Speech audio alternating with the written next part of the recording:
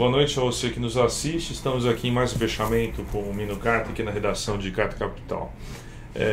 Mino, como a capa dessa semana, ainda em fechamento, né? Viremos de terceirização, é isso? O que estamos preparando? É que na perspectiva do dia 1º de maio, o assunto terceirização ganha corpo, ganha substância. Mas eu preciso dizer que essa capa trata de algo que já existe, que já está sendo largamente praticado e que é a antessala da terceirização, que é o precariado, né? Então essa é a capa nossa. Mas eu queria contar de uma história pessoal. Sim. Ontem à noite, terça 28, fui à Faculdade de Direito do Largo de São Francisco, que frequentei quando estudante. E eram as Priscas. Consta, inclusive, que à época dinossauros ainda andavam pelas alturas do Morumbi. Mas fui porque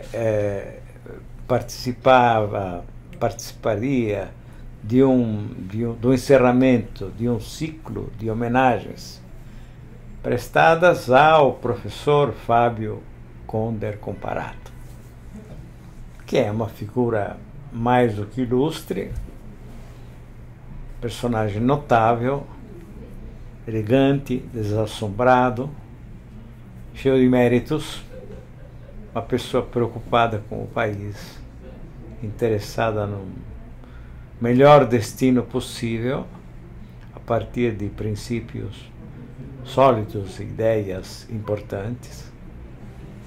E, mesmo assim, não perfeitamente atendido pelo destino nas suas demandas, né? Diria até francamente desatendido nas suas demandas.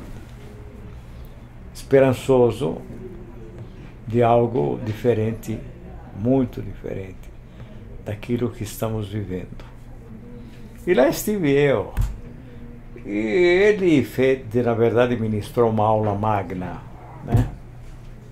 Uma aula de mais de 1 hora, impecável, mostrando toda a sabedoria dele. Eu sinto que ele se supõe um pessimista. E havia na plateia, citado por ele, que eu considero um pessimista. Na verdade, me pareceu um grande otimista, porque capaz de formular um plano de redenção do Brasil. Admite que é um plano a longo prazo. Certo.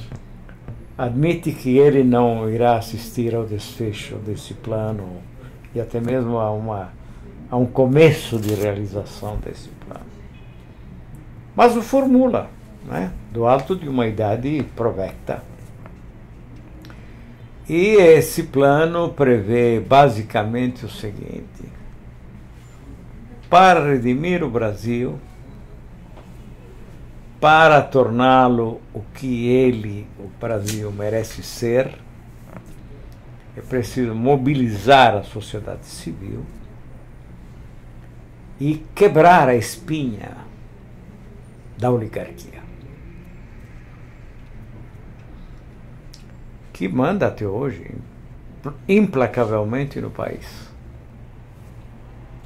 Então, depois me foi concedida a palavra e eu me declarei muito satisfeito ao verificar que sou um aluno do professor Conder Comparato, porque ambos sabemos o que representou para esse país e representa ainda a herança de 3 séculos e meio de escravidão, que mantém de pé a Casa Grande e a Senzala. Até lembrei subitamente de outro título do Gilberto Freire, Sobrados e Mocambos, e mantém de pé os sobrados e mocambos nas nossas metrópoles de uma forma extremamente nítida e insofismável. Então falei disso, da minha satisfação em estar aí, da honra que representava para mim estar aí. Mas não deixei de acrescentar um toque não muito otimista em relação aos propósitos do professor, porque observei que o Brasil já se adequa ao credo neoliberal, né? A religião do Deus mercado, de forma perfeita. Não era inútil lembrar isso e acentuá-lo às vésperas da festa do trabalho, né? Mas também dizia que o mundo todo hoje vive essa dicotomia, né? Entre ricos cada vez mais ricos, em número reduzidíssimo, e pobres cada vez mais pobres, em número extraordinariamente amplo, devastadoramente amplo. Né?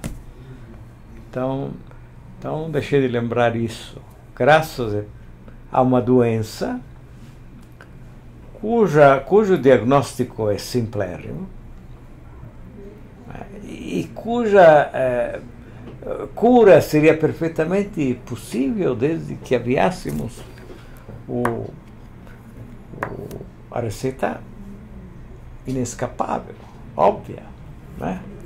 Acabar com esse tal de neoliberalismo, que no fundo é o último estágio mais frenético e maligno da civilização capitalista, né? Mas os poderosos não querem, porque há uma oligarquia também nesse plano global, e é a oligarquia das multinacionais. Hoje, 100 multinacionais mandam no mundo muito mais que governos nacionais. Mesmo quando eles se unem em dimensões, criando dimensões maiores de poder, teoricamente, como por exemplo no caso dos europeus, unidos na UE, na União Europeia. Mas as multinacionais mandam mais.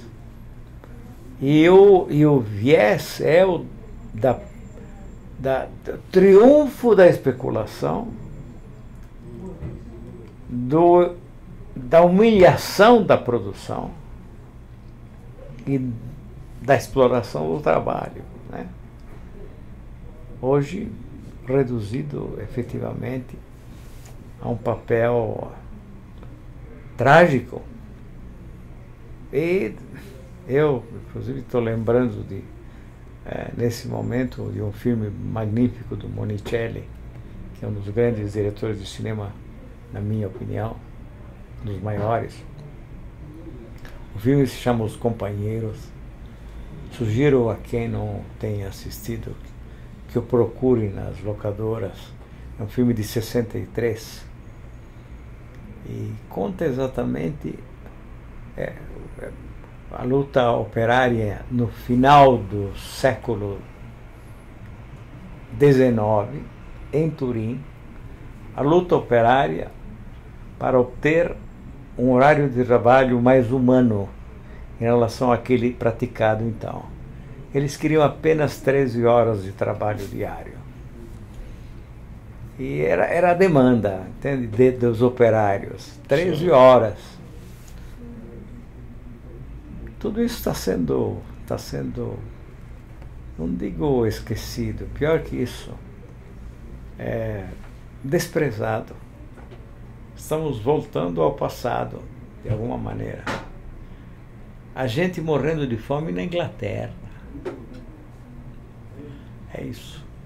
Então, quero lembrar isso, já que o dia primeiro está aí batendo as portas. E nos lembrando que é a festa do trabalho. Cada vez talvez com menos motivos para comemorar, mas sigamos em frente. É isso. Bom, obrigado, Mino. Lembrando que a edição de Carta Capital, que está sendo fechada agora, exatamente, chega nas bancas, celulares e tablets de todo o país nessa quinta-feira, um dia antes, por conta justamente do Dia do Trabalho.